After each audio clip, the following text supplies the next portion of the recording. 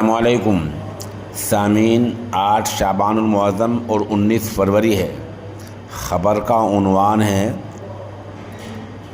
किसानों का मामला क्या रहा।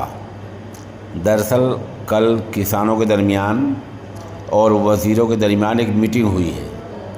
मीटिंग में सरकार ने एक प्रस्ताव रखा है जिसमें कहा गया है कि 5 साल तक सरकार MSP पर 4 फसलें ख़रीदेगी। दाल है, कपास है, मक्का है, ऐसी फसलें हैं जिनके लिए सरकार का कहना यह है इन 4 फसलों पर MSP की गारंटी है और ये गारंटी सिर्फ 5 साल के लिए है।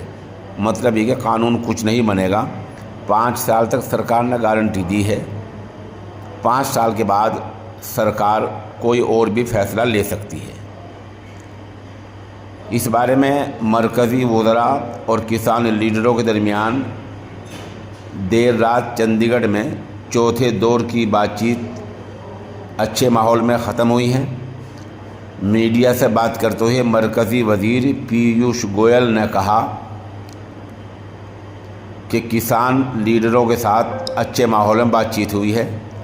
ये ऐसे माहौल में हुई है जबकि हज़ारों मुज़ाहिरीन पंजाब हरियाणा की सरहद पर डेरा डाले हुए हैं। ऐसे वक्त में मरकज़ की तरफ से वज़ीर ज़राअत कल्याण अर्जुन मुंडा और एक दूसरे वज़ीर पीयूष गोयल और उमूर दाखिला के वज़ीर ममलकत नित्यानंद राय, इन तीनों के साथ मीटिंग हुई है। इन्होंने ये कहा है कि 5 साल की गारंटी देते हैं कि 5 साल तक MSP पर दाल है, मक्का है और कपास जैसी फसलें ख़रीदी जाएंगी। ये तजवीज़ मरकज़ी सरकार के इन वज़रा ने किसान लीडरों के सामने रखी है।